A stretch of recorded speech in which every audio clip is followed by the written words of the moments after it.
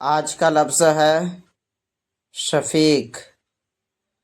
شفیق کا مطلب ہے پیار کرنے والا، شفقت کرنے والا، مہربان، دوست، ہمدرد۔